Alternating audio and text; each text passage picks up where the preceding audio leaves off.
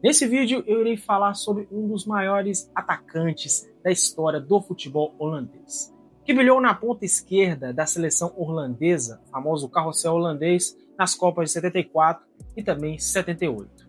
Seu nome, Rob Rezenbrink.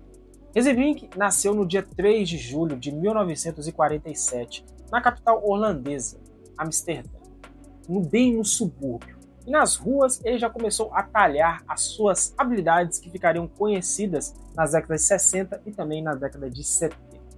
Começou no modesto TWS em 1964.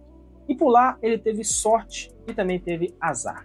A sorte é que ele integrou a melhor geração do clube, que nesse mesmo ano foi campeão da Eredivisie. O azar foi que quando ele conseguiu se firmar entre os 11 titulares, o Ajax iria começar a sua soberania no futebol holandês, com Rinus Michels, Johan Cruyff e também Johan Nijls. Com isso, o espaço que ele teve no cenário holandês acabou ficando muito fechado.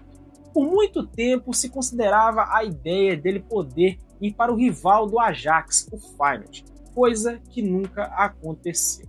Até os 22 anos de idade, ele era um dos melhores jogadores do campeonato holandês e era constantemente convocado para a seleção holandesa.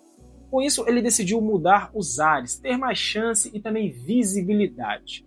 E o futuro dele foi num país vizinho, a Bélgica. E na temporada 69-70, ele assinou com o clube belga, o Clube Bruges. Por lá ficou por 2 temporadas e logo no seu primeiro ano conquistou a Copa da Bélgica, simplesmente chamando a atenção para ele, fazendo gols, assistências e também se carregando basicamente o time nas costas. Chamou tanta atenção de um clube do futebol belga, mas também que iria fazer um verdadeiro estrondoso sucesso na década seguinte. Ele chegou ao clube roxo e branco na temporada 71-72 e logo de cara já conquistou um doblete, a Copa e também o campeonato belga. Até 1974 ele ainda empilharia mais taças e também mais conquistas individuais, como por exemplo, prêmios de melhor jogador do país. E também uma curiosidade que vale ser chamada a atenção é o seu apelido. É chamado de Homem-Serpente, em vista da sua elasticidade, seus movimentos constantes com a bola nos pés e também o seu drible, que era muito bom, e sua velocidade, que chegava basicamente de 100 metros que ele corria, poderia chegar a 11,2 segundos. Não era tão brilhante quanto o Johan Cruyff pela sua inteligência, mas era um ponta esquerda que fazia muitos gols e sabia jogar muito bem com a bola nos pés. Tudo isso o levou ao seu grande favoritismo para ser titular na seleção holandesa, que iria disputar a Copa do Mundo de 1974, que seria disputada na Alemanha. Porém, surgiu uma dúvida em relação a Rezenbrink, se ele iria de fato disputar o torneio. Nas eliminatórias, por exemplo, ele disputou somente uma partida. O treinador, que era Rinus Michels, tinha muita preferência por jogadores do seu país, como o Ajax e também o Feyenoord. Mas isso não deixou ele de fora às vésperas do torneio, quando ele revezou na ponta esquerda com Peter Keizil, que era o ponta esquerda do Ajax. Chegando na Copa do Mundo, no primeiro jogo, a Holanda disputou a sua primeira partida contra a seleção uruguaia, que na época era bicampeã do torneio. Os uruguaios menosprezaram a seleção holandesa, mas o que se viu no jogo foi basicamente um passeio.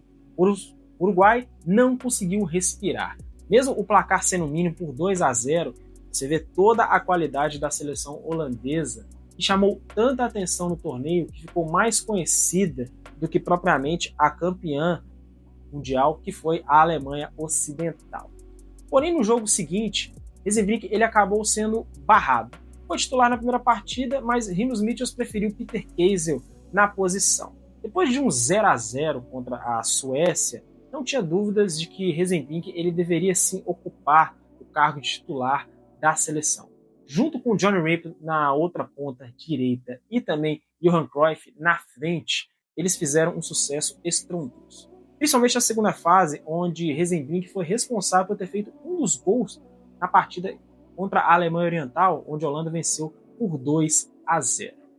Só que no jogo contra a seleção brasileira, que era a atual campeã, Rezenbrink saiu machucado. A Holanda se classificou para a final para jogar contra a Alemanha Ocidental, que tinha, entre outros nomes, Sepp Maier, Franz Beckenbauer, Gerd Müller e também Paul Breitner.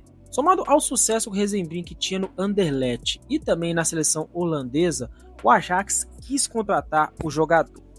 Queriam um novo protagonista para o clube, depois das saídas de Johan Cruyff e também Johan Nigels. Porém, o clube belga viu o valor de seu craque e se recusou a fazer negócio. Dessa maneira, ele encheu mais ainda a sua sala de troféus com a camisa roxo e branca. Principalmente no ano de 1976, queria ser o seu ano arrebatador, não só pelas conquistas da Copa da Bélgica e também o prêmio de melhor jogador do país, mas também pelo título da Recopa Europeia, que foi seu primeiro título internacional, onde ele foi artilheiro da competição e ainda por cima fez 2 gols na final contra o West Ham.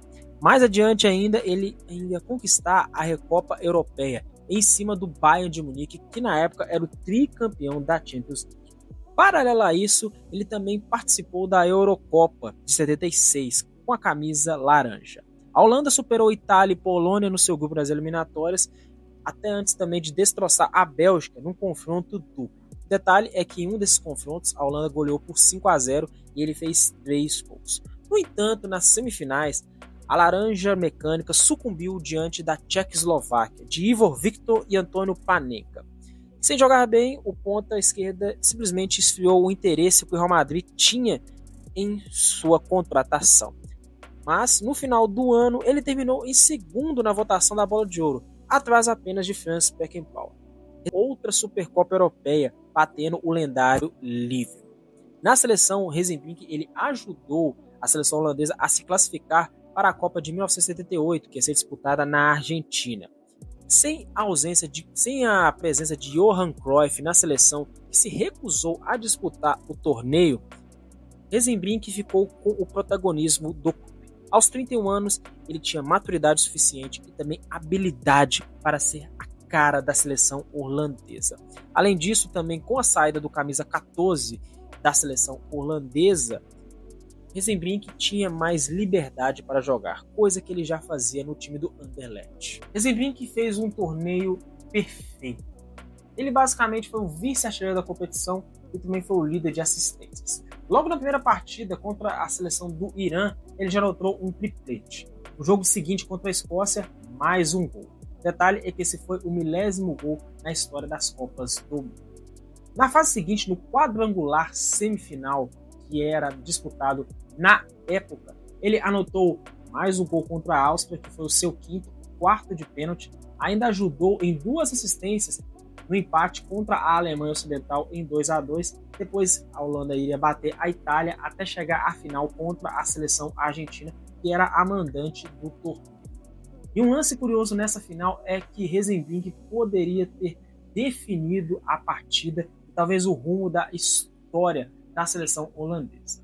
Aos 44 minutos do segundo tempo, em um cruzamento do campo de defesa de Ruud Krol, lateral esquerdo da seleção holandesa, Wezenbrink conseguiu se antecipar diante do goleiro argentino, o Budo Filo, porém a bola bateu na trave. Com isso, o jogo foi para a prorrogação e a Argentina fez 2 gols e se sagrou campeão do torneio. E mais uma vez, a seleção holandesa sentiu o gosto amargo de um vice-campeonato.